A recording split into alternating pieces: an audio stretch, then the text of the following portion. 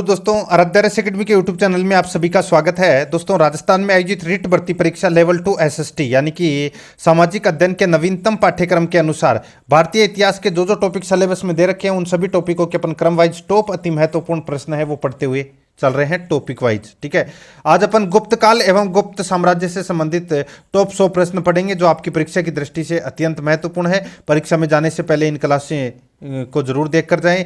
ये सिलेबस आप यहाँ पे देख सकते हैं और इस सिलेबस के अकॉर्डिंग सामाजिक अध्ययन में देखिए अपन ने सिंधु घाटी सभ्यता, वैदिक संस्कृति, जैन धर्म एवं बौद्ध धर्म और महाजनपद काल, ये 4 क्लासें हैं वो अपन ने पढ़ ली। दोस्तों देखिए, दूसरा नंबर का पॉइंट आपको दिख रहा होगा यहाँ पे, मौर्य तथा गुप्त साम्राज्य एवं गुप्तोत्तर काल। तो यह इसमें मौर्य काल भी अपन ने पढ़ लिया है और दोस्तों आज अपन गुप्त साम्राज्य से संबंधित पढ़ रहे हैं। ठीक है, अगर आपने पिछली क्लासें हैं वो नहीं देखी है तो आप प्लेलिस्ट में जाइए, वहाँ पे आपको फोल्डर मिल जाएगा writ SST topic wise question के नाम से, वहाँ फोल्डर मिलेगा, तो आप वहाँ जाकर पिछली क्लासें हैं वो जरूर देखें। और आराध्या एकेडमी के यूट्यूब चैनल को अगर आपने अभी तक सब्सक्राइब नहीं किया तो सब्सक्राइब जरूर करें, बेल आइकन को दबाएं, वीडियो को लाइक और अपने दोस्तों के पास में शेयर जरूर करें। तो चलिए दोस्तों शुरू करते हैं गुप्त काल से संबंधित। देखिए पहला प्रश्न, गुप्त वंश का संस्थापक कौन था? तो दोस्तों सीधा सा मैं आपको बोलूं यहाँ पे कि गुप्त वंश की स्थापना है वो किसने की? तो ये की थी दोस्तों श्री गुप्त ने। तो इसमें सी नंबर का ऑप्शन बिल्कुल सही उत्तर हो जाएगा। आगे देखिए, इसमें सेकंड नंबर प्रश्न है, गुप्त किसके सामंत थे? गुप्त है, ये किसके सामंत थे? तो इसका राइट आंसर हो जाएगा वो है, ये कुषाणों के सामंत थे। किसके सामंत थे? कुषाणों के सामंत थे गुप्त। तो इसका right answer B number option सही उत्तर। नेक्स्ट है 3 नंबर का प्रश्न है, इसमें देखिए, गुप्त वंश के किस शासक ने सर्वप्रथम महाराजा धीराज की उपाधि धारण की? तो दोस्तों गुप्त वंश के किस शासक ने सर्वप्रथम महाराजा धीराज की उपाधि धारण की? तो इसका राइट आंसर हो जाएगा वो है चंद्रगुप्त ने।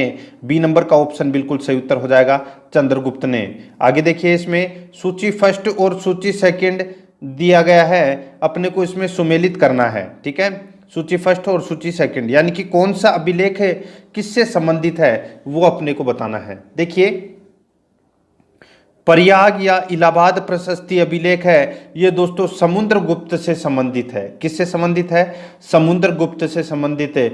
और देखिए यहाँ पे विल्संड जो अभिलेख है ये दोस्तों कुमारगुप्त से संबंधित है। भीतरी अभिलेख है ये दोस्तों स्कंदगुप्त से संबंधित है। और मंदसौर लेख है ये दोस्तों वंदु वर्मन से संबंधित है। तो इस प्रश्न का राइट आंसर क्या हो जाएगा? वो है इसमें 1 2 3 4, 1 2 3 4, इसमें सारे के सारे सही, पहले से ही सही सुमेलित हैं। तो ए नंबर का ऑप्शन है वो इसका बिल्कुल सही उत्तर हो जाएगा। आगे देखिए, गुप्त शासन के दौरान निम्नलिखित में ऐसा व्यक्ति कौन था जो एक महान खगोल विज्ञानी और गणितज्ञ था? गुप्त शासन के दौरान निम्नलिखित में ऐसा व्यक्ति कौन था जो एक महान खगोल विज्ञानी और गणितज्ञ था? तो इसका बिल्कुल सही उत्तर हो जाएगा वो है दोस्तों आर्यभट्ट। सी नंबर का ऑप्शन बिल्कुल सही उत्तर हो जाएगा आर्यभट्ट। ठीक है, आगे देखिए 6 नंबर का प्रश्न है, गुप्त शासकों की सरकारी दरबारी भाषा थी? तो दोस्तों गुप्त शासकों की सरकारी या दरबारी भाषा थी वो कौन सी थी? तो इसका राइट आंसर हो जाएगा वो है दोस्तों इसमें संस्कृत। द नंबर यानी कि डी नंबर का जो ऑप्शन है वो इसका बिल्कुल सही उत्तर हो जाएगा। नेक्स्ट 7 नंबर का प्रश्न है, इसमें देखिए, इतिहासकार V.A. स्मिथ ने किसकी विजयों से प्रभावित होकर उसे भारत का नेपोलियन कहकर पुकारा है? इतिहासकार V.A. स्मिथ ने किसकी विजयों से प्रभावित होकर उसे भारत का नेपोलियन कहकर पुकारा है? तो इसका राइट आंसर हो जाएगा वो है दोस्तों समुद्रगुप्त को। यानी कि समुद्रगुप्त को दोस्तों क्या कहा गया है? तो ये भारत का नेपोलियन। ठीक है, याद रखना, समुद्रगुप्त गुप्त वंश का एक महान योद्धा और कुशल सेनापति था, इसी कारण इसे भारत का नेपोलियन कहा जाता है। ठीक है, right answer D number option. Next, गुप्त वंश का वह राजा कौन था जिसने हूणों को भारत पर आक्रमण करने से रोका? गुप्त वंश का वह राजा कौन था जिसने हूणों को भारत पर आक्रमण करने से रोका? तो इसका राइट आंसर क्या हो जाएगा? वो है दोस्तों इसमें स्कंदगुप्त। ठीक है, स्कंदगुप्त इसका राइट आंसर हो जाएगा। ठीक है, याद रखना, बहुत ही अच्छा प्रश्न है। देखिए, जो स्कंदगुप्त है इसने हूणों को रोकने में दोस्तों बहुत ज़्यादा कोशिश की थी। ठीक है, तो आपको इसमें याद रखना है तो कि हुणों को भारत पर आक्रमण करने से रोका था किसने? स्कंदगुप्त ने। तो इसका राइट आंसर सी नंबर का ऑप्शन है वो इसका बिल्कुल सही उत्तर हो जाएगा। ठीक है, आगे देखिए दोस्तों, इसमें 9 नंबर प्रश्न, इसमें देखिए गुप्त राजवंश किस लिए प्रसिद्ध था? तो दोस्तों गुप्त राजवंश है वो किसके लिए प्रसिद्ध था? तो ये प्रसिद्ध था दोस्तों कला एवं स्थापत्य के लिए। कला एवं स्थापत्य के लिए दोस्तों गुप्त राजवंश है ये प्रसिद्ध था। ठीक है, आगे देखिए, अजंता कलाकृतियां किससे संबंधित है? अजंता कलाकृतियां किससे संबंधित है? तो दोस्तों ये गुप्त काल से संबंधित है। डी नंबर का ऑप्शन बिल्कुल सही उत्तर हो जाएगा। आगे देखिए, 11 नंबर का प्रश्न है, कुछ विद्वानों के अनुसार कवि कालिदास किसके राजकवि थे? कुछ विद्वानों के अनुसार कवि कालिदास किसके राजकवि थे? तो दोस्तों ये किसके राजकवि थे? तो चंद्रगुप्त सेकंड यानी कि विक्रमादित्य के दोस्तों कालिदास है वो राजकवि थे। तो इसका राइट आंसर हो जाएगा इसमें सी नंबर का ऑप्शन बिल्कुल सही उत्तर हो जाएगा। ठीक है, आगे देखिए दोस्तों, इसमें 12 नंबर का प्रश्न है, अजंता चित्रकारी का विषय वस्तु निम्नलिखित में से किससे संबंधित है? तो यहाँ पे आप सभी को पता है कि अजंता की गुफाएं में जो अजंता की जो गुफाएं हैं वो दोस्तों किसके लिए प्रसिद्ध है? कौन से धर्म के लिए? तो इसका राइट आंसर क्या हो जाएगा दोस्तों? सीधा सा है बौद्ध धर्म के लिए। तो इसमें बी नंबर का ऑप्शन बिल्कुल सही उत्तर हो जाएगा। आगे देखिए, इसमें 13 नंबर का प्रश्न है, उत्तर गुप्त युग में जो विश्वविद्यालय प्रसिद्ध हुआ था वह था? उत्तर गुप्त युग में जो विद्यालय यानी कि जो विश्वविद्यालय प्रसिद्ध हुआ था वह था, तो वह कौन सा था? तो इसका राइट आंसर हो जाएगा वो है नालंदा। सी नंबर का ऑप्शन बिल्कुल सही उत्तर हो जाएगा, नालंदा। आगे देखिए, एरन अभिलेख का संबंध किस शासक से है? एरन अभिलेख का संबंध किस शासक से है? तो ये दोस्तों भानुगुप्त से है।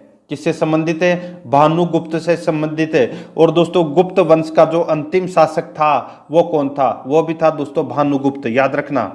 ठीक है, तो इसका राइट आंसर हो जाएगा इसमें डी नंबर का ऑप्शन बिल्कुल सही उत्तर, भानुगुप्त। ठीक है, आगे देखिए, फायान किसके शासनकाल में भारत आया था? तो दोस्तों ये तो सभी को पता होना चाहिए, जो फायान है ये दोस्तों चंद्रगुप्त के शासनकाल में आया था। ठीक है, याद रखना, चंद्रगुप्त प्रथम के चंद्रगुप्त सेकंड, प्रथम नहीं, चंद्रगुप्त सेकंड के शासनकाल में आया था, यानी कि चंद्रगुप्त विक्रमादित्य।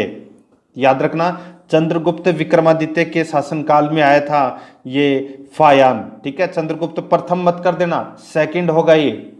ठीक है, चंद्रगुप्त द्वितीय के शासनकाल में चीनी यात्री फायान भारत यात्रा पर आया था। ठीक है, तो इसमें डी नंबर ऑप्शन सही उत्तर हो जाएगा। नेक्स्ट है, आगे देखिए, भारतीय संस्कृति का स्वर्ण युग था। तो दोस्तों भारतीय संस्कृति का स्वर्ण युग था तो वो कौन सा था? तो वो था दोस्तों गुप्त काल। डी नंबर का ऑप्शन बिल्कुल सही उत्तर हो जाएगा, गुप्त काल। आगे देखिए, फायान कहाँ का निवासी था? फायान कहाँ का निवासी था? तो दोस्तों ये चीन का निवासी था फायान। तो इसमें सी नंबर का ऑप्शन बिल्कुल सही उत्तर हो जाएगा, फायान है ये चीन का निवासी था। आगे देखिए, सेतुबंध का रचनाकार प्रवरसेन सेकंड किस वंश का शासक था? सेतुबंध का रचनाकार प्रवरसेन सेकंड किस वंश का शासक था? तो दोस्तों कौन से वंश का शासक था? तो ये वाकाटक वंश का शासक था। सी नंबर का ऑप्शन बिल्कुल सही उत्तर हो जाएगा, वाकाटक वंश। ठीक है, आगे देखिए, इसमें 19 नंबर प्रश्न है, किस गुप्तकालीन शासक को कविराज कहा गया? तो किस गुप्तकालीन शासक को कविराज कहा गया? तो इसका राइट आंसर हो जाएगा वो है समुद्रगुप्त। समुद्रगुप्त को दोस्तों कविराज कहा गया। सी नंबर का ऑप्शन बिल्कुल सही उत्तर हो जाएगा। आगे देखिए, स्कंदगुप्त को किस स्तंभ लेख में सक्रोपम कहा गया? स्कंदगुप्त को किस स्तंभ लेख में सक्रोपम कहा गया? तो इसका राइट आंसर हो जाएगा वो है कहोम स्तंभ लेख। कहोम स्तंभ लेख, तो इसमें ए नंबर का ऑप्शन बिल्कुल सही उत्तर हो जाएगा, कहोम स्तंभ लेख। नेक्स्ट है 21 नंबर प्रश्न, इसमें देखिए, श्रीलंका के राजा मेघवर्मन ने किस स्थान पर भगवान बुद्ध का मंदिर बनवाने के लिए समुद्रगुप्त से अनुमति मांगी थी? श्रीलंका के राजा मेघवर्मन ने किस स्थान पर भगवान बुद्ध का मंदिर बनवाने के लिए समुद्रगुप्त से अनुमति मांगी थी? तो इसका राइट आंसर क्या हो जाएगा? बहुत ही अच्छा प्रश्न है ये, और इस प्रश्न का उत्तर क्या होगा? देखिए दोस्तों, चार ऑप्शन आपके सामने दिए गए हैं, तो वो है दोस्तों बोध गया में। ठीक है, बोध गया में। तो इसका right answer B number option सही उत्तर हो जाएगा। आगे देखिए 22 नंबर प्रश्न है, मंदिर निर्माण कला का जन्म सर्वप्रथम कब हुआ? तो मंदिर निर्माण कला का जन्म है वो सर्वप्रथम कब हुआ? तो ये हुआ था दोस्तों गुप्त काल में। बी नंबर का ऑप्शन बिल्कुल सही उत्तर हो जाएगा। आगे देखिए इसमें 3 नंबर का प्रश्न, यानी 23 नंबर का प्रश्न, चंद्रगुप्त सेकंड ने विक्रमादित्य की उपाधि कब धारण की? चंद्रगुप्त सेकंड ने विक्रमादित्य की उपाधि है ये कब धारण की? तो इसका राइट आंसर क्या हो जाएगा दोस्तों? तो इसका बिल्कुल सही उत्तर हो जाएगा, वो है दोस्तों देखिए शकों का उन्मूलन करने के बाद में, शकों का उन्मूलन करने के बाद में दोस्तों विक्रमादित्य की उपाधि धारण की थी चंद्रगुप्त सेकंड ने। तो इसमें ए नंबर का ऑप्शन बिल्कुल सही उत्तर हो जाएगा। 24 नंबर प्रश्न है, गुप्त काल के सर्वाधिक लोकप्रिय देवता कौन थे? तो गुप्त काल के सर्वाधिक लोकप्रिय देवता कौन थे? तो वो थे दोस्तों विष्णु। बी नंबर का ऑप्शन बिल्कुल सही उत्तर हो जाएगा, विष्णु। आगे देखिए, चंद्रगुप्त सेकंड ने अपनी किस विजय की खुशी में चांदी के विशेष सिक्के जारी किए? चंद्रगुप्त सेकंड ने अपनी किस विजय की खुशी में चांदी के सिक्के जारी किए? तो इसका राइट आंसर हो जाएगा, वो है दोस्तों इसमें किस खुशी में? तो इसका बिल्कुल सही उत्तर हो जाएगा, वो है दोस्तों शकों को पराजित करने के बाद में। शकों को पराजित करने के बाद में दोस्तों चांदी के सिक्के चलाए थे दोस्तों, किसने? चंद्रगुप्त द्वितीय ने। ठीक है, तो इसका राइट आंसर सी नंबर का ऑप्शन बिल्कुल सही उत्तर हो जाएगा। आगे देखिए इसमें, मेहरौली दिल्ली स्थित लोह स्तंभ का निर्माण किस सदी में हुआ था?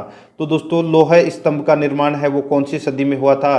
तो ये हुआ था दोस्तों चौथी सदी में। तो इसमें यानी कि चतुर्थ सदी में। तो इसका ए नंबर का ऑप्शन बिल्कुल सही उत्तर हो जाएगा। ठीक है, आगे देखिए दोस्तों इसमें, फायान और हेनसान ने के राज्यों को देखा? तो दोस्तों फायान और हेनसान ने किसके राज्यों को देखा? देखिए फायान आया था चंद्रगुप्त विक्रमादित्य के समय, और दोस्तों हेनसान आया था वो है हर्षवर्धन के समय। ठीक है, तो अपना इसमें डी नंबर का ऑप्शन बिल्कुल सही उत्तर हो जाएगा। देखिए है से है आप याद रख लेना, हर्षवर्धन में है आता है और हेनसान में भी है आता है। ठीक है, तो है से है यानी कि हेनसान आया था हर्षवर्धन के टाइम में, और चंद्रगुप्त विक्रमादित्य के समय आया था फायान। ठीक है, ये दोनों चीनी यात्री थे, हेनसान और फायान। आगे देखिए, धनवंतरी थे, तो दोस्तों धनवंतरी है वो कौन थे? तो इसका राइट आंसर हो जाएगा ये है चंद्रगुप्त विक्रमादित्य के राज दरबार के नवरत्न में से एक, जो कि प्रसिद्ध चिकित्सक थे। धनवंतरी थे तो दोस्तों चंद्रगुप्त विक्रमादित्य के दरबार के नवरत्न में से एक जो प्रसिद्ध चिकित्सक थे। तो इसका राइट आंसर हो जाएगा वो है इसमें बी नंबर का ऑप्शन बिल्कुल सही उत्तर हो जाएगा। देखिए इनके दरबार में 9 रत्न थे, कौन कौन से थे तो मैं आपको नाम बता रहा हूँ, ध्यान रखना।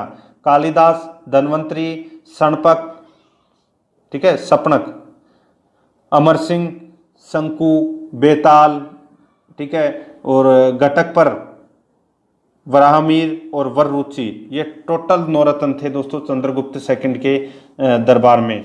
तो इसमें धन्वंतरी आता है, तो बी नंबर ऑप्शन बिल्कुल सही उत्तर। आगे देखिए, गुप्तकालीन शासन प्रणाली किस प्रकार की थी? तो किस प्रकार की थी? तो ये थी दोस्तों राजतंत्रात्मक। ए नंबर का ऑप्शन बिल्कुल सही उत्तर हो जाएगा, राजतंत्रात्मक। नेक्स्ट है फायान द्वारा रचित ग्रंथ फो कुओ की में निम्न में से किसका विवरण नहीं मिलता?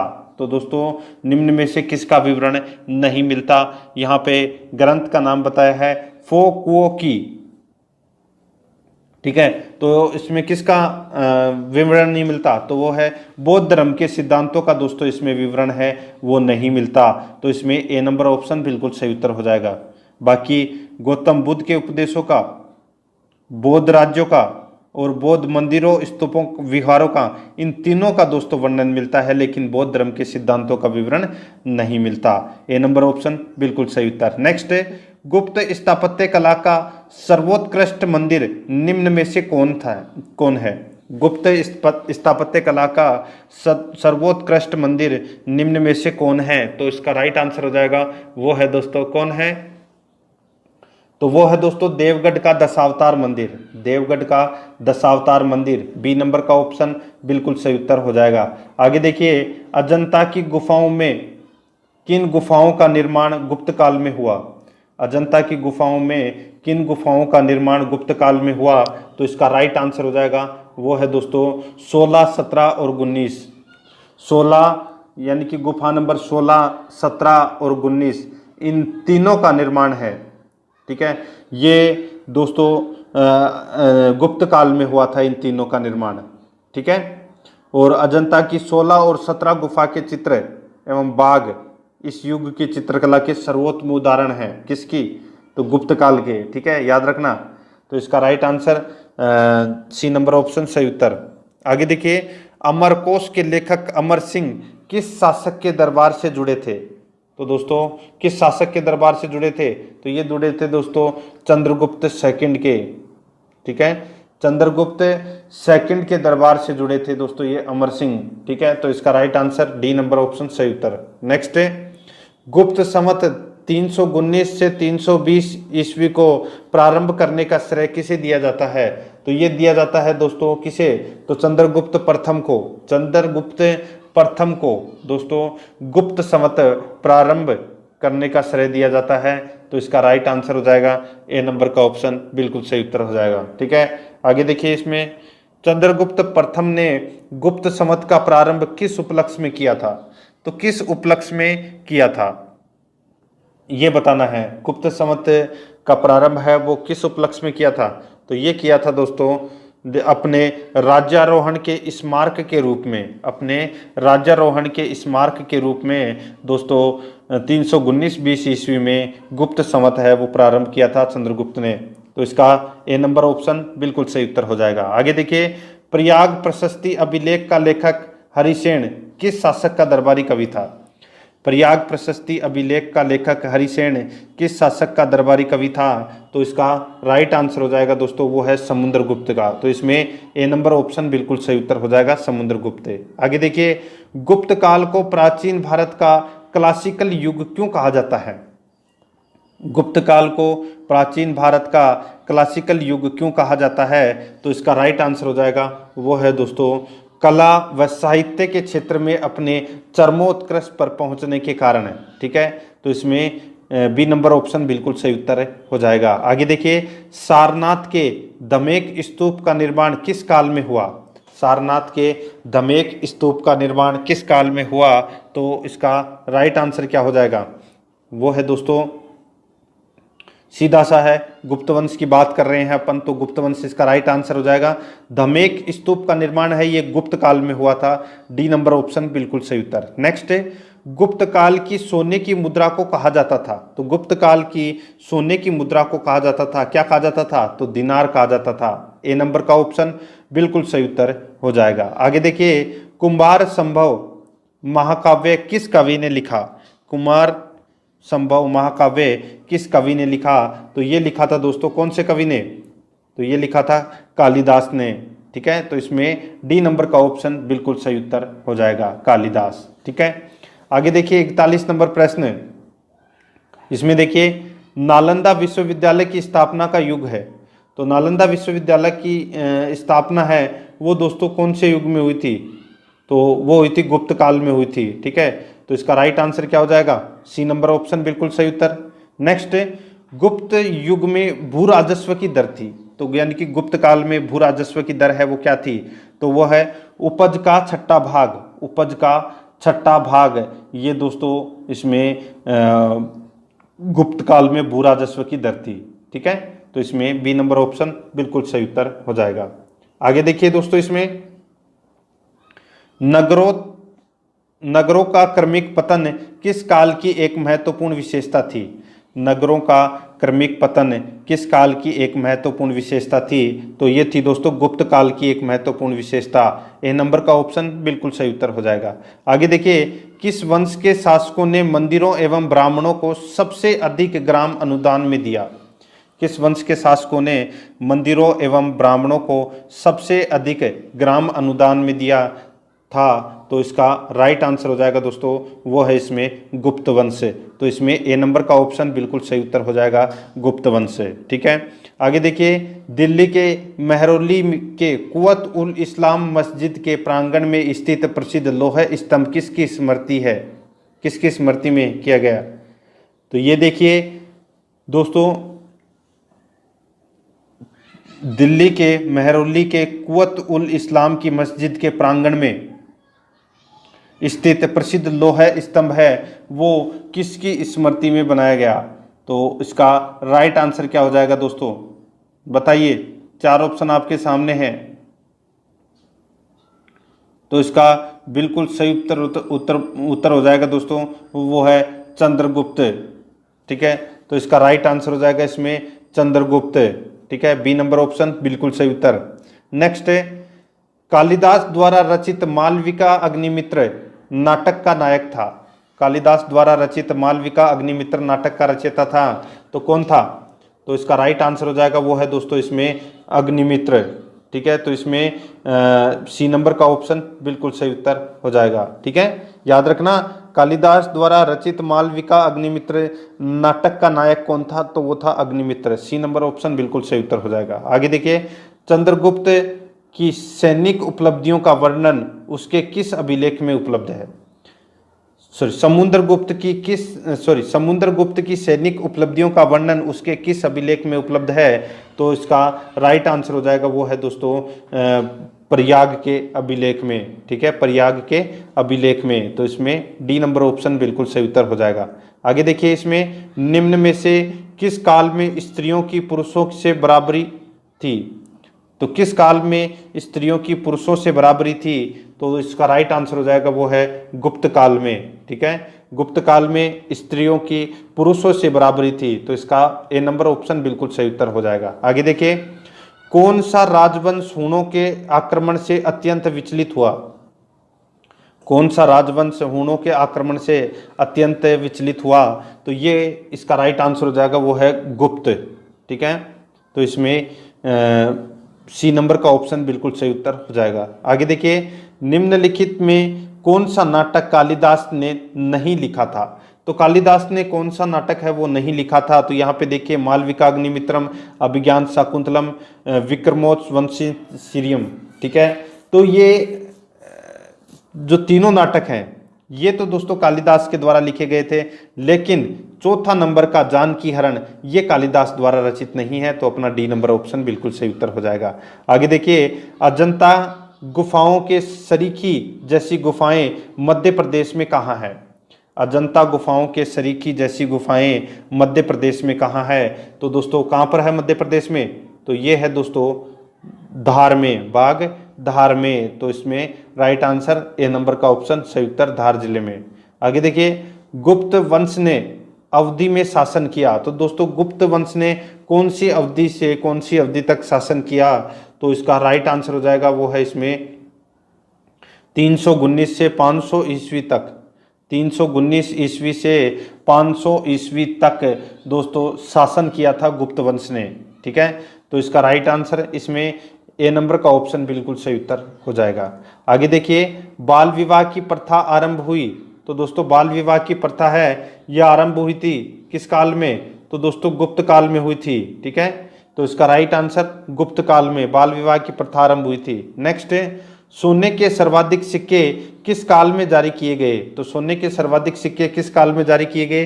तो ये जारी किए गए थे दोस्तों गुप्त काल में। तो इसमें बी नंबर का ऑप्शन बिल्कुल सही उत्तर हो जाएगा। आगे देखिए, यूरोपीय भाषा में अनुदित या अनुवादित प्रथम भारतीय ग्रंथ कौन सा है? यूरोपीय भाषा में अनुदित या अनुवादित प्रथम भारतीय ग्रंथ कौन सा है? तो उसका नाम है दोस्तों अभिज्ञान शाकुंतलम।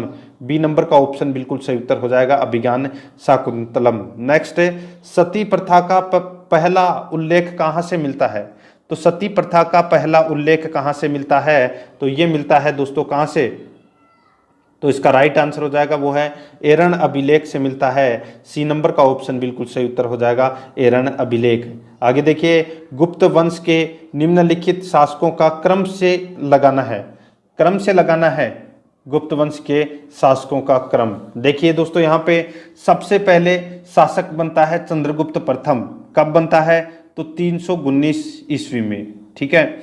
उसके बाद में शासक बनता है दोस्तों समुद्रगुप्त। कब बनता है? तो 335 ईस्वी में। उसके बाद में शासक बनता है दोस्तों चंद्रगुप्त। ये बनता है दोस्तों चंद्रगुप्त द्वितीय, ये बनता है 380 में। और उसके बाद में शासक बनता है दोस्तों वो है कुमारगुप्त। कुमारगुप्त बनता है दोस्तों 413 ईस्वी में। और फिर दोस्तों कुमारगुप्त के बाद में शासक बनता है स्कंदगुप्त। ये कब बनता है? तो ये बनता है दोस्तों 455 ईस्वी में, ठीक है। तो यहाँ पे बिल्कुल सीधा सा क्रम ये ही होगा इसका। कुमारगुप्त यहाँ पे दे नहीं रखा, तो बिल्कुल अपना क्रम यही होगा। तो इसका राइट आंसर हो जाएगा 1 2 3 4, ठीक है, 1 2 3 4। तो यहाँ पे इसको छोड़ दीजिए, 5वां नंबर का गलत दे रखा है। 1 2 3 4 डी नंबर का ऑप्शन इसका बिल्कुल सही उत्तर हो जाएगा। आगे देखिए, गुप्तकालीन सिक्कों का सबसे बड़ा ढेर कहाँ से प्राप्त हुआ है? तो सबसे बड़ा ढेर है वो कहाँ से प्राप्त हुआ है? तो ये बयाना भरतपुर से हुआ है। कहाँ से हुआ है? बयाना भरतपुर से गुप्तकालीन सिक्कों का सबसे बड़ा ढेर प्राप्त हुआ है। ए नंबर ऑप्शन बिल्कुल सही उत्तर हो जाएगा। आगे देखिए, किस गुप्त शासक को नालंदा विश्वविद्यालय का संस्थापक माना जाता है? तो किस गुप्त शासक को नालंदा विश्वविद्यालय का संस्थापक माना जाता है? तो देखिए इसका राइट आंसर हो जाएगा कुमारगुप्त प्रथम, ठीक है, कुमारगुप्त प्रथम इसका राइट आंसर हो जाएगा। कुमारगुप्त प्रथम ने ही दोस्तों नालंदा विश्वविद्यालय की स्थापना की थी। तो इसका right answer A number option बिल्कुल सही उत्तर। नेक्स्ट है, यहाँ पे देखिए कथन ए और कथन आर दे रखा है, अपने को बताना है कि कौन सा इसमें सही है। देखिए, प्राचीन भारत में सामंती व्यवस्था का अभ्युदय सैनिक अभियानों में देखा जा सकता है, बिल्कुल सही बात है। आगे देखिए, गुप्त काल में सामंती व्यवस्था का पर्याप्त विस्तार हुआ था, ये भी दोस्तों इसमें बिल्कुल सही है। यानी कि दोनों सही है, लेकिन दोस्तों एक की यानी कि आर है वो एक की सही व्याख्या है वो नहीं करता। दोनों कथन इसमें बिल्कुल सही है, तो इसमें बी नंबर का ऑप्शन बिल्कुल सही उत्तर हो जाएगा। आगे देखिए, गुप्त काल में उत्तर भारतीय व्यापार निम्नलिखित किस एक पतन से संचालित होता है था? गुप्त काल में उत्तर भारतीय व्यापार निम्नलिखित किस एक पतन से संचालित होता था? तो इसका राइट आंसर हो जाएगा दोस्तों वो है इसमें, देखिए 4 ऑप्शन आपके सामने दिए गए हैं, तो इसका बिल्कुल सही उत्तर है वो है दोस्तों ताम्रलिप्ति, ठीक है, ए नंबर का ऑप्शन बिल्कुल सही उत्तर हो जाएगा। आगे देखिए, गुप्त शासकों द्वारा जारी किए गए चांदी के सिक्के कहलाते थे। तो चांदी के सिक्के दोस्तों क्या कहलाते थे?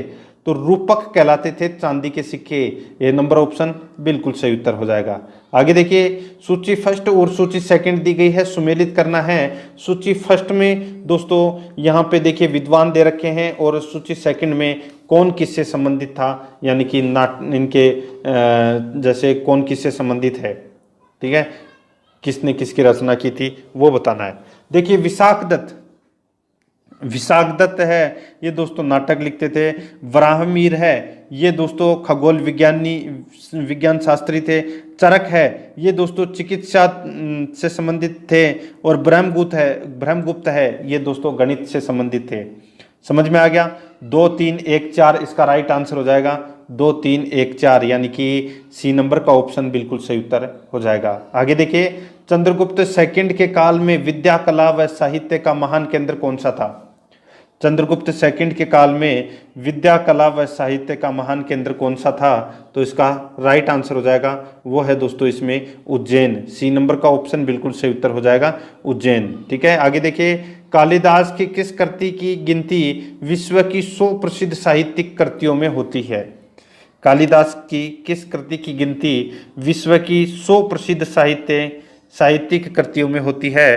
तो इसका राइट आंसर हो जाएगा वो है दोस्तों इसमें, वो कृति कौन सी है कालिदास की? तो वो है अभिज्ञान शाकुंतलम। तो इसमें सी नंबर ऑप्शन सही उत्तर हो जाएगा। आगे देखिए, वर्तमान गणित में दशमलव प्रणाली आविष्कार का श्रेय निम्न में से किस युग को है? वर्तमान गणित में दशमलव प्रणाली आविष्कार का श्रेय निम्न में से किस युग को है? तो इसका राइट आंसर हो जाएगा वो है दोस्तों कौन से युग को? तो वो है गुप्त युग को। बी नंबर का ऑप्शन बिल्कुल सही उत्तर हो जाएगा। आगे देखिए, निम्न में से कौन सा गुप्त वंश के पतन का कारण नहीं था? तो गुप्त वंश के पतन का कारण है वो कौन सा नहीं था? तो इसका राइट आंसर हो जाएगा वो है दोस्तों इसमें देखिए सत्ता के नियंत्रण के लिए आंतरिक कलह। ये बिल्कुल नहीं था दोस्तों। गुप्त वंश में सबसे बड़ी खासियत यही थी कि गुप्त वंश के पतन का ये कारण नहीं था कि सत्ता के नियंत्रण के लिए आंतरिक कलह हुआ हो, ठीक है। बाकी तीनों कारण थे गुप्त वंश के पतन के। स्कंदगुप्त के बाद केंद्र की शक्तियों का दुर्बल होना, हुणों का आक्रमण, प्रांतीय शासकों का विद्रोह, ठीक है। ये तीनों इसका बिल्कुल सही कारण है, लेकिन डी नंबर का ऑप्शन इसका बिल्कुल सही उत्तर हो जाएगा। आगे देखिए, निम्नलिखित में यहाँ पे देखिए निम्नलिखित में से यानी कि निम्नलिखित में किस गुप्त शासक ने अपने सिक्कों पर अपने को वीणा बजाते हुए आकृति में अंकित करवाया? तो दोस्तों सीधा सा है, ये सिर्फ वो ही हो सकता है जो संगीत प्रेमी हो। समुद्रगुप्त है वो संगीत प्रेमी था तथा उसे उसके सिक्कों पर वीणा बजाते हुए दिखाया गया है, ठीक है। और समुद्रगुप्त ने कवराज नाम से कई कविताएं भी लिखी थी। तो यहाँ पे समुद्रगुप्त इसका right answer B number option बिल्कुल सही उत्तर हो जाएगा। आगे देखिए दोस्तों, इसमें 69 नंबर प्रश्न है, वह प्रथम भारतीय विद्वान कौन था जिसने गणित को एक पृथक विषय के रूप में स्थापित किया? वह प्रथम भारतीय विद्वान कौन था जिसने गणित को एक पृथक विषय के रूप में स्थापित किया? तो इसका राइट आंसर हो जाएगा वो है आर्यभट्ट। ये नंबर का ऑप्शन बिल्कुल सही उत्तर हो जाएगा आर्यभट्ट। आगे देखिए, गुप्तकालीन पुस्तक नवनीतकम का संबंध है। गुप्तकालीन पुस्तक नवनीतकम का संबंध है तो वो किससे है? तो वो है दोस्तों इसमें किससे? चिकित्सा से संबंधित है। इसमें सी नंबर का ऑप्शन बिल्कुल सही उत्तर हो जाएगा। आगे देखिए, तांबा का सिक्का जारी करने वाला पहला गुप्त शासक कौन था? तांबा का सिक्का जारी करने वाला पहला गुप्त शासक कौन था? तो वो था दोस्तों रामगुप्त, ठीक है। तो इसमें सी नंबर का ऑप्शन बिल्कुल सही उत्तर हो जाएगा। आगे देखिए दोस्तों, इसमें सूची फर्स्ट और सूची सेकंड दिया गया है, सुमेलित करना है। सूची फर्स्ट में शासक और सूची सेकंड में अभिलेख दे रखे हैं, ठीक है। देखिए कौन से शासक से संबंधित कौन सा अभिलेख है वो बताना है। यहाँ पे देखिए समुद्रगुप्त, तो यहाँ पे समुद्रगुप्त से संबंधित प्रयाग प्रशस्ति बिल्कुल सही है। चंद्रगुप्त सेकंड से संबंधित मैरोली का लोह स्तंभ लेख ये भी सही है। स्कंदगुप्त का दोस्तों भीतरी स्तंभ लेख, और बुद्धगुप्त का दोस्तों इसमें पहाड़पुर ताम्रपत्र, ठीक है। तो ये सारे के सारे इसमें पहले से ही सही सुमेलित किए गए हैं। इस प्रश्न का राइट आंसर हो जाएगा 1 2 3 4, ठीक है। 1 2 3 4 यानी कि ए नंबर का ऑप्शन बिल्कुल सही उत्तर हो जाएगा। आगे देखिए, सूची फर्स्ट और सूची सेकंड दे रखा है। सूची फर्स्ट में मुद्रा के प्रकार हैं और सूची सेकंड में शासक है, यानी कि कौन सी मुद्रा का प्रकार कौन से शासक के समय चला था वो अपने को बताना है। देखिए वीणा वादक, मैंने अभी आपको बताया था कि दोस्तों वीणा बजाते हुए दिखाया गया है सिक्कों पर। किसको? समुद्रगुप्त को। किसने चलाए थे वीणा वादक सिक्के? तो ये समुद्रगुप्त ने, ठीक है। और देखिए कुमार देवी प्रकार का जो सिक्का है ये दोस्तों चंद्रगुप्त प्रथम ने चलाया था।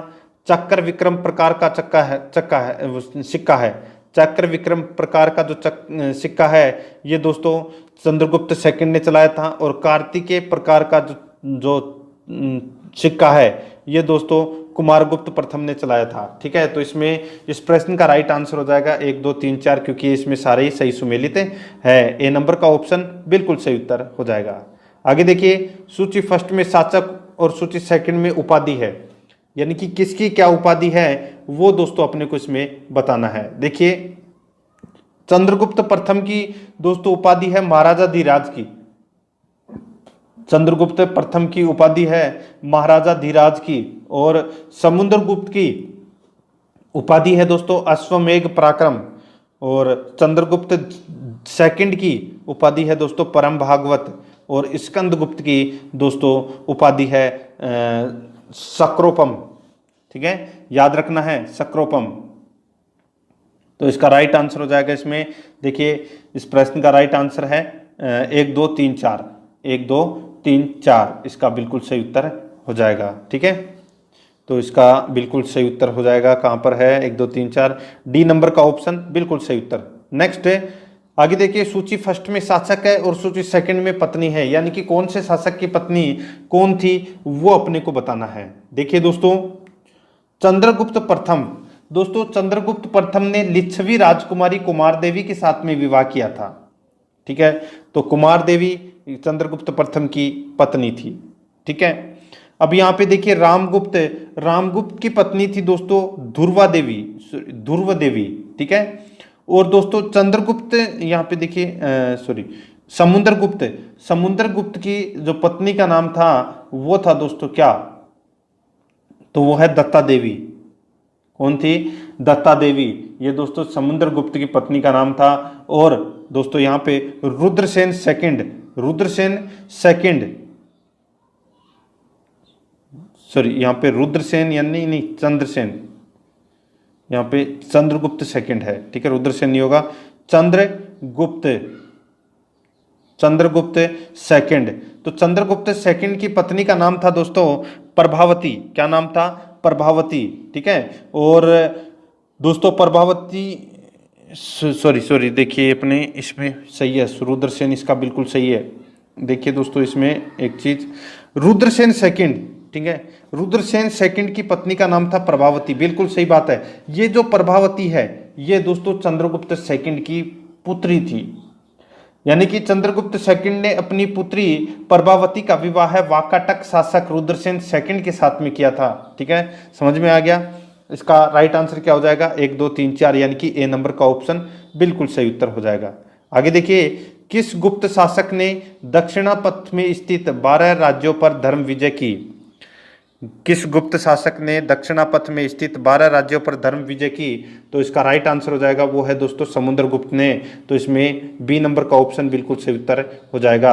आगे देखिए दोस्तों, इसमें 77 नंबर प्रश्न है, सर्व राजोच्छेता यानी कि सभी राजाओं को उखाड़ फेंकने वाला की उपाधि किसने धारण की? तो सभी राजाओं को उखाड़ फेंकने वाला की उपाधि किसने धारण की? तो ये धारण की थी दोस्तों किसने? तो चंद्रगुप्त सेकंड ने। बी नंबर का ऑप्शन बिल्कुल सही उत्तर हो जाएगा। आगे देखिए, किसने अंतिम शक शासक Rudra second, sorry Rudra third को पराजित कर और उसकी हत्या कर शकों का अंतिम रूप से उन्मूलन किया? किसने शक शासक रुद्र सिंह तृतीय को पराजित कर उसकी हत्या कर शकों का अंतिम रूप से उन्मूलन किया? तो वो किसने किया? तो ये किया था दोस्तों चंद्रगुप्त सेकंड ने। तो इसका बी नंबर का ऑप्शन बिल्कुल सही उत्तर हो जाएगा।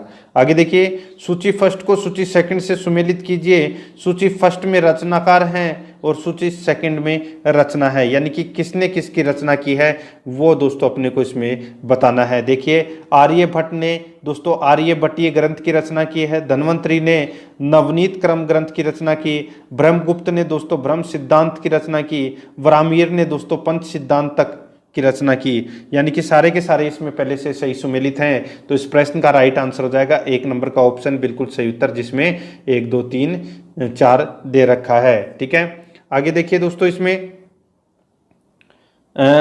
80 नंबर प्रश्न है, सुदर्शन झील जिरा का निर्माण चंद्रगुप्त मौर्य के सौराष्ट्र प्रांत के गवर्नर पुष्पगुप्त ने करवाया था। देखिए यहाँ पे जिसका, ठीक है, देखिए सुदर्शन झील का निर्माण है वो दोस्तों चंद्रगुप्त मौर्य के सौराष्ट्र प्रांत के गवर्नर पुष्पगुप्त ने दोस्तों ये सुदर्शन झील का निर्माण करवाया था। और इसका जो इस झील की जो मरम्मत है वो पहली बार शक शासक रुद्रदमन ने करवाई थी। और दूसरी बार मरम्मत है वो दोस्तों किसने करवाई थी? यानी कि सुदर्शन झील का जो निर्माण है वो दोस्तों पुष्पगुप्त ने करवाया था। और इसकी पहली बार मरम्मत है वो दोस्तों शक शासक रुद्रदमन ने करवाई थी। और दूसरी बार मरम्मत है वो दोस्तों किसने करवाई थी? तो ये करवाई थी दोस्तों किसने? तो स्कंदगुप्त ने। बी नंबर का ऑप्शन बिल्कुल सही उत्तर हो जाएगा, स्कंदगुप्त। आगे देखिए, इसमें 81 नंबर प्रश्न है, सूची फर्स्ट को सूची सेकंड से सुमेलित करना है। सूची फर्स्ट में प्रशासकीय विभाजन और सूची सेकंड में प्रशासक दे रखा है। देखिए दोस्तों, यहाँ पे सुमेलित करना है। देखिए, भुक्ति प्रांत, ठीक है, और यानी कि किसको क्या कहा गया है, जैसे ग्राम को क्या, नगर को क्या कहते थे, विषय जिला को क्या कहते थे, प्रांत को क्या कहते थे। ठीक है, तो यहाँ पे देखते हैं भुक्ति यानी कि प्रांत, प्रांत को क्या बोलते थे, यानी कि प्रांत का जो प्रशासक होता था वो कौन होता था, तो वो होता था उपरिक। क्या होता था, उपरिक। और विषय जिला, विषय जिला यानी कि इसका जो प्रशासक होता था वो है विषयपति। नगर का प्रशासक होता था नगरपति। और ग्राम का प्रशासक होता था ग्रामिक। तो इसमें 1 2 3 4 इसका राइट आंसर हो जाएगा। आगे देखिए, कौन सुमेलित नहीं है, कौन सुमेलित इसमें नहीं है। यहां पे देखिए दोस्तों, देखिए महासंधि विग्रहिक यानी कि युद्ध व शांति का मंत्री। दूसरा है महान दंडनायक यानी कि सेना का सर्वोच्च अधिकारी। विनय स्थिति स्थापक, विनय स्थिति स्थापक। तो दोस्तों ये धार्मिक मामलों का प्रमुख अधिकारी होता था। और ये महासभापति, तो दोस्तों ये महासभापति ये नहीं था दोस्तों इसमें। ठीक है, महासभापति। महादंडनायक होता था वो दोस्तों न्यायाधीश है। ठीक है, यानी कि सेना का सर्वोच्च अधिकारी जो दंड देता था। ठीक है, तो इसका इस राइट आंसर क्या हो जाएगा, वो है इसमें डी नंबर का ऑप्शन बिल्कुल सही उत्तर हो जाएगा। ये इसमें सही सुमेलित नहीं है। आगे देखिए दोस्तों, इसमें सूची फर्स्ट और सूची सेकंड दे रखा है। देखिए सूची फर्स्ट में क्षेत्र भूमि और सूची सेकंड में दोस्तों ये कौन सी प्रकार की भूमि है। ठीक है, तो यहां पे देखिए वास्तु भूमि, वास्तु भूमि दोस्तों ये कृषि योग्य भूमि होती थी। और अप्रहत भूमि ये दोस्तों निवास योग्य भूमि होती थी। और अप्रहत भूमि ये भी दोस्तों जंगली भूमि कहलाती थी। और खिल भूमि ये दोस्तों कृषि के लिए उपयुक्त अनुपयुक्त भूमि कहलाती थी। यानी कि ये सारे के सारे पहले से ही सही सुमेलित हैं। तो इसका राइट आंसर हो जाएगा इसमें, वो है 1 2 3 4, 1 2 3 4 यानी कि ए नंबर का ऑप्शन बिल्कुल सही उत्तर हो जाएगा। आगे देखिए, कौन सही सुमेलित नहीं है, कौन सही सुमेलित नहीं है। तो यहाँ पे देखिए प्रयाग प्रशस्ति हरिसेन, तो यहाँ पे रवि कीर्ति सीधा सा गलत दे रखा है। यहाँ पे दोस्तों ये बिल्कुल यहाँ पे गलत दे रखा है। ठीक है, तो इसका राइट आंसर क्या हो जाएगा, पहला ही इसका राइट आंसर हो जाएगा। ठीक है, किराता जूर्नियम भारवी 10 कुमार चरित्र दंडिन मृच्छकटिकम शुद्रक। ठीक है, तो इसका राइट आंसर क्या हो जाएगा, वो है दोस्तों 1 नंबर का ऑप्शन बिल्कुल सही उत्तर हो जाएगा। ठीक है, समझ में आ गया। आगे देखिए इसका राइट आंसर क्या होगा, 1 नंबर ऑप्शन। नेक्स्ट है कौन सुमेलित नहीं है। यहां पे देखिए कौन सुमेलित नहीं है, तो देखिए वाग्भट, अष्टांग हृदय, कामदंक, नीतिसार, विशाखदत्त, मुद्रा राक्षस। और यहाँ पे भर्तरी दे रखा है मेघदूतम। अब दोस्तों सीधा सा है, देखिए मेघदूत है ये किसकी रचना है, तो ये दोस्तों कालिदास की रचना है। तो इसका राइट आंसर क्या हो जाएगा, वो है दोस्तों इसमें डी नंबर का ऑप्शन बिल्कुल सही उत्तर। नेक्स्ट है, आगे देखिए सूची फर्स्ट को सूची सेकंड से सुमेलित करना है। ठीक है, तो यहाँ पे देखिए श्रेष्ठी, श्रेष्ठी किसको बोलते थे, तो श्रेष्ठी बोलते थे साहूकार को। और सार्थवाह, सार्थवाह बोलते थे व्यापारी को। कुलिक, कुलिक बोलते थे शिल्पी या कारीगर को। और कायस्थ बोलते थे लेखक को। तो इसका राइट आंसर हो जाएगा 1 2 3 4 यानी कि ए नंबर ऑप्शन बिल्कुल सही उत्तर हो जाएगा। आगे देखिए मिहिर कुल का संबंध था, तो दोस्तों मिहिर कुल का जो संबंध था वो किससे था, तो वो था दोस्तों हूण से। बी नंबर का ऑप्शन बिल्कुल सही उत्तर हूण। आगे देखिए कन्नौज को सर्वप्रथम महत्ता प्रदान करने वाले थे, कन्नौज को सर्वप्रथम महत्ता प्रदान करने वाले थे, तो दोस्तों कौन थे, तो इसका राइट आंसर हो जाएगा वो है दोस्तों इसमें कौन, तो वो है मोखरी। सी नंबर का ऑप्शन बिल्कुल सही उत्तर हो जाएगा। आगे देखिए गुप्त राजा जिसने विक्रमादित्य की पदवी धारण की थी, गुप्त राजा जिसने विक्रमादित्य की पदवी धारण की थी, तो वो कौन थे, तो वो थे दोस्तों चंद्रगुप्त द्वितीय। सी नंबर का ऑप्शन बिल्कुल सही उत्तर। नेक्स्ट है कुतुब मीनार के निकट स्थित लोह स्तंभ वैज्ञानिकों का ध्यान क्यों खींच रहा है, क्यों खींच रहा है, क्योंकि दोस्तों उसकी उंगरोधता के कारण, उसकी उंगरोधता के कारण दोस्तों। तो इसमें डी नंबर का ऑप्शन बिल्कुल सही उत्तर हो जाएगा। आगे देखिए प्राचीन भारत में गुप्त काल से संबंधित गुफा चित्रांकन के केवल 2 उदाहरण उपलब्ध हैं। इनमें से एक अजंता की गुफाओं में किया गया चित्रांकन है। गुप्त काल में चित्रांकन का दूसरा अवशिष्ट उदाहरण किस स्थान पर है उपलब्ध है?